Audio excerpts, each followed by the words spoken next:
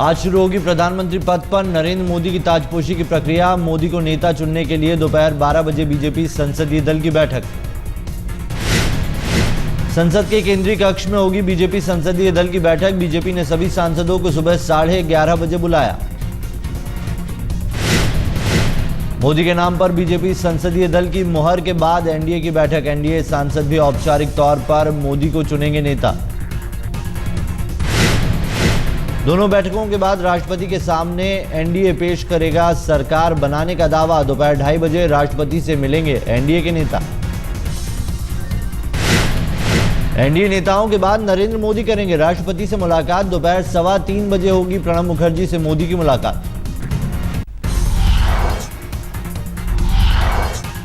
NDA की बैठक BJP और एनडीए के तमाम सांसदों के अलावा सहयोगी दलों के बड़े नेता भी रहेंगे मौजूद। मोदी कर सकते हैं संबोधित। शपथ के लिए बीजेपी सुझा सकती है 2 तारीखें, 25 मई या 28 मई को बीजेपी चाहती है मोदी का शपथ ग्रहण।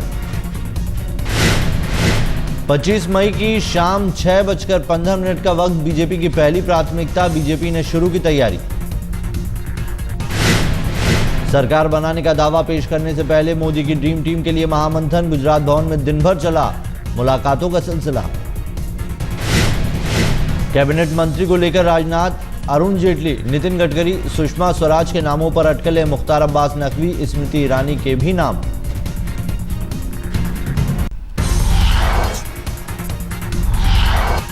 राष्ट्रपति से मिलकर सरकार बनाने का दावा पेश करने के बाद शाम 4:30 बजे गुजरात रवाना हो जाएंगे मोदी। आज अपने विधानसभा क्षेत्र मणिनगर के लाखों लोगों को करेंगे संबोधित। गुजरात के मुख्यमंत्री पद से कल इस्तीफा देंगे नरेंद्र मोदी। कल बुलाया गया है गुजरात विधानसभा का विशेष सत्र। कल शाम होगी गुजरात बीजेपी विधायक दल की बैठक। इसी बैठक में चुना जाएगा मोदी का उत्तराधिकारी। आज शाम को 4 बजे विधायक दल की, पार्टी विधायक दल की बैठक होगी और जिसमें हमारे केंद्र की ओर से जो मेरे साथ और एक पर्यवेक्षक तय की है आदरणीय थावरचंद जी, वो उसमें रहेंगे। मोदी के उत्तराधिकारी के तौर पर गुजरात को मिल सकती है महिला मुख्यमंत्री। आनंदीबेन पटेल का नाम सबसे ऊपर। गुजरात भवन में लगातार तीसरे दिन लगा रहा मोदी से मिलने वालों का तांता। नतीजे घोषित होने के बाद पहली बार सुषमा स्वराज ने की मुलाकात। कल अमित शाह और बीजेपी के कोषाध्यक्ष पीयूष गोयल ने लगाई केशव कुंज में हाजिरी। मनोज तिवारी और आरके सिंह भी मुलाकातियों में। वाईएसआर कांग्रेस अध्यक्ष जगन मोहन रेड्डी ने की भावी पीएम मोदी से मुलाकात। मुद्दों पर समर्थन देने का किया वादा। राज्य के बजट पर दोनों में हुई बात।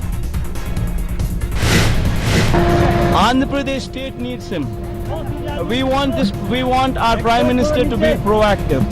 We need him.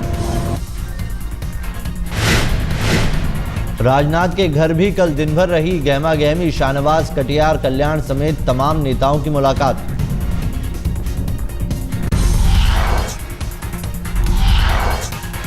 नीतीश ने चुना अपना उत्तराधिकारी। महादलित नेता जीतन राम मांझी होंगे बिहार के नए मुख्यमंत्री। आज शाम 5 बजे बिहार के नए मुख्यमंत्री के तौर पर शपथ लेंगे जीतन राम मांझी। नीतीश ने राज्यपाल से मिलकर किया दावा पेश। विधायक दल के नए नेता श्री जीतन राम मांझी जी के नेतृत्व में सरकार गठित करने का दावा आज हम लोगों ने पेश कर दिया है जनता दल की तरफ से। अचानक किस्मत चमकने के बाद नीतीश के वफादार जीतन राम मांझी भी हैरान। कहा, कभी नहीं सोचा था कि सीएम बनूंगा। नहीं, हमने कभी नहीं सोचा था। हम एम्बिशियस नहीं होते हैं। हम विधायक होना चाहते थे। विधायक के बाद मंत्री कब बने, कौन ऐसी किस परिस्थिति में हुए, हमको वहाँ भी नहीं मालूम था। आज मुख्यमंत्री की बात आती है, ये भी हम नहीं जानते हैं। जीतन राम मांझी ने नीतीश के काम की तारीफ। कहा, उनके काम को आगे बढ़ाऊंगा। हमारा एक ही चीज है कि माननीय मुख्यमंत्री जी ने जो काम शुरू किया है, रोड मैप उन्होंने लागू किया है, उस रोड मैप को सख्ती से आगे बढ़ाने की ही हमारी प्राथमिकता रहेगी। जीतन राम मांझी से मुख्यमंत्री चुने जाने के बाद समर्थकों में जश्न, आतिशबाजी कर मनाई खुशियां। नीतीश सरकार में कल्याण मंत्री थे जीतन राम, गया से लोकसभा चुनाव भी लड़े थे लेकिन तीसरे नंबर पर रहे। 1980 में जीतन मांझी ने राजनीति में रखा कदम, 1983 में पहली बार बने मंत्री, 2008 से नीतीश सरकार में लगातार मंत्री हैं मांझी। जीतन राम मांझी को सीएम बनाने के ऐलान पर बीजेपी का तीखा हमला, कहा रबर स्टैंप साबित होंगे बिहार के नए सीएम। जिम्मेवारी लिए हुए और सरकार को रिमोट कंट्रोल से पिछले दरवाजे से चलाने का प्रयास है, लेकिन इसमें नीतीश कुमार सफल नहीं होंगे। नीतीश पर बीजेपी नेता राजीव प्रताप रूडी का हमला, कहा सरकार की उल्टी गिनती शुरू हो चुकी है। मुझे लगता है कि ये पूरी प्रक्रिया इस बात को इंगित कर रहा है कि नीतीश कुमार की बिहार में सरकार की उल्टी गिनती शुरू हो चुकी है। इतिहास के सबसे बदतर प्रदर्शन के बावजूद कांग्रेस में किसी पर नहीं फूटा हार का ठीकरा, 2.5 घंटे में खत्म हो गई सीडब्ल्यूसी की बैठक। कांग्रेस कार्य समिति की बैठक में मनमोहन सिंह भी थे मौजूद, सरकार की कमियों की ली जिम्मेदारी। बैठक में सोनिया राहुल ने हार की जिम्मेदारी लेते हुए इस्तीफे का दिया प्रस्ताव, कार्य समिति ने इस्तीफों को किया खारिज। इस्तीफा दे दिया, वो पार्टी ने यूनानिमसली उनको कहा वापस ले लीजिए। जब उन्होंने वापस ले लिया बाकी डिस्कशन हो गया। प्रधानमंत्री मनमोहन सिंह ने भी राहुल सोनिया के इस्तीफे को रोका, कहा इस्तीफा समस्या का हल नहीं। बेनी प्रसाद वर्मा ने भी किया सोनिया राहुल का बचाव, कहा हम सभी हैं हार के जिम्मेदार। दिग्विजय सिंह मनमोहन सिंह पर ठीकरा फोड़ते दिखाई दिया, आज तक से खास बातचीत में बोले पीएम को होना चाहिए अग्रेसिव। दिग्विजय ने की बतौर वित्त मंत्री प्रधानमंत्री मनमोहन सिंह की तारीफ, लेकिन कहा पीएम और अग्रेसिव होते तो अच्छा होता। यूपीए सरकार उखाड़ फेंकने का संकल्प पूरा होने के बाद अपने आश्रम हरिद्वार पहुंचे रामदेव, जगह जगह भव्य स्वागत। बीजेपी नेता उमा भारती ने हरिद्वार में रामदेव का किया स्वागत, कहा बहन के नाते हूं मौजूद।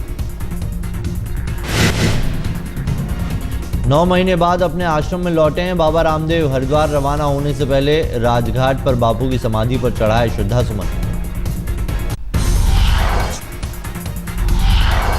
अभी जेल में ही रहेंगे आसाराम बाबू, सुप्रीम कोर्ट ने 3 जुलाई तक के लिए टाली जमानत पर सुनवाई। सुप्रीम कोर्ट में आसाराम ने पॉस्को एक्ट लगाने की दी है चुनौती, कहा आरोप लगाने वाली लड़की नाबालिग नहीं। जोधपुर कोर्ट की पेशी के दौरान बोले आसाराम सच साबित हुई, मोदी के पीएम बनने की उनकी भविष्यवाणी। सपना साकार हुआ, 8 साल पहले मैंने मोदी को कहा हम तुमको पीएम देखना चाहते हैं, भगवान ने हमारा मनोरथ पूरा कर दिया। हमारा सपना साकार हुआ, 8 साल पहले मैंने मोदी को कहा हम तुमको पीएम देखना चाहते हैं, भगवान ने हमारा मनोरथ पूरा कर दिया। नाबालिग से दुष्कर्म के आरोप में जेल में बंद है आसाराम, पिछले साल अगस्त में हुई थी गिरफ्तारी। दिल्ली की सीएम के रूप में आपसे निष्कासित विधायक विनोद बिन्नी ने उछाला किरण बेदी का नाम, सभी दलों को लिखी खुली चिट्ठी। आज तक से बातचीत में बोले विनोद बिन्नी, दिल्ली को एक और चुनाव के खर्च से बचाने के लिए सभी दल करें किरण बेदी का समर्थन।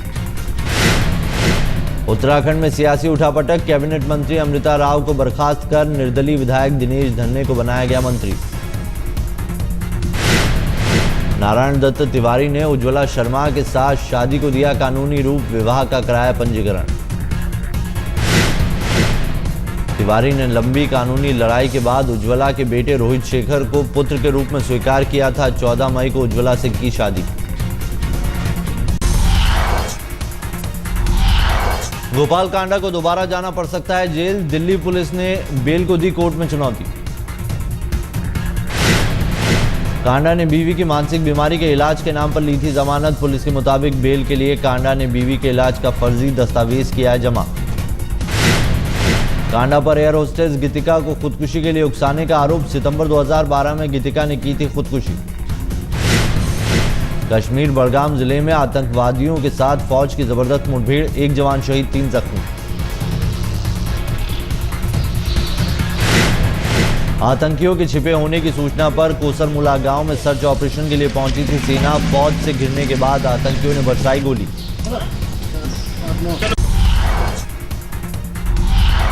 मुजफ्फरनगर के लुसाना गांव में सनसनीखेज वारदात। वकील के कत्ल के 4 आरोपियों को ग्रामीणों ने पीट कर मार डाला। पुलिस के मुताबिक कल सुबह 4 बदमाशों ने वकील संजीव मलिक की हत्या कर दी थी, लेकिन ग्रामीणों से बचकर भाग नहीं सके बदमाश। ग्रामीणों ने बदमाशों की कार को आग के हवाले कर दिया। सुपारी किलर बताए जाते हैं चारों बदमाश। पुलिस कर रही है जांच। गाजियाबाद की चिरंजीव विहार में जूलर के घर डकैती। बंदूक की नोक पर लाखों की नकदी और आभूषण लूटकर फरार हुए बदमाश। जूलर के मुताबिक खिड़की की ग्रिल तोड़कर घर में घुसे थे 6 बदमाश, लेकिन केस दर्ज करने को तैयार नहीं पुलिस।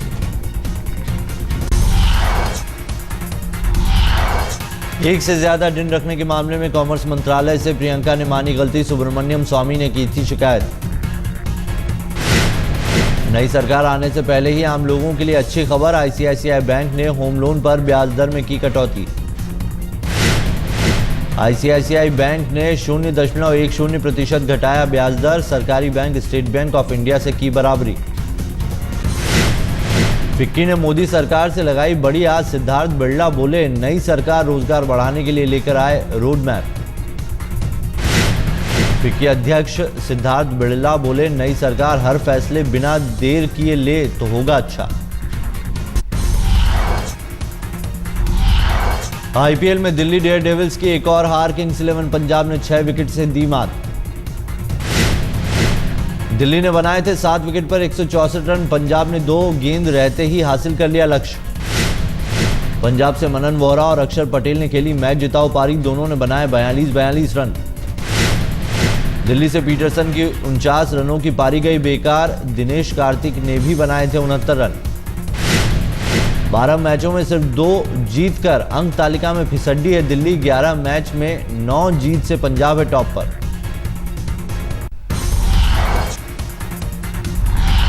कल खेले गए आईपीएल के पहले मैच में मुंबई इंडियंस ने राजस्थान रॉयल्स को 25 रन से हराया। मुंबई की जीत में रोहित शर्मा की धमाकेदार पारी। 19 गेंदों पर ठोके 40 रन।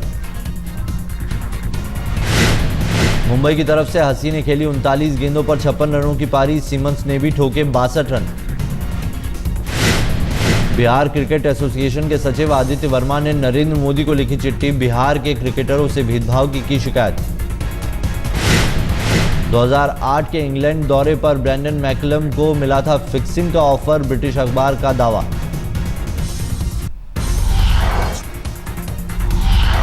दोषी पाया गया लंदन का इमाम अबू हमजा। न्यूयॉर्क की अदालत ने आतंकवाद के 11 मामलों में पाया दोषी। यमन में पश्चिमी देशों के पर्यटकों की हत्या का दोषी पाया गया हमजा। अमेरिका में जिहादी कैंप स्थापित करने का भी जुर्म। लीबिया की संसद में जारी है जबरदस्त गोलीबारी। फायरिंग करने वाले पूर्व शासक कर्नल गद्दाफी के समर्थक बताए जाते हैं। पिछले दिनों सेना के पूर्व अधिकारी जनरल हिफ्टार के समर्थकों ने संसद पर किया था कब्जा। त्रिपोली में संसद भवन के आसपास पसरा हुआ है धुएं का गुबार। 2011 में गद्दाफी युग खत्म होने के बाद सबसे भयंकर गोलीबारी।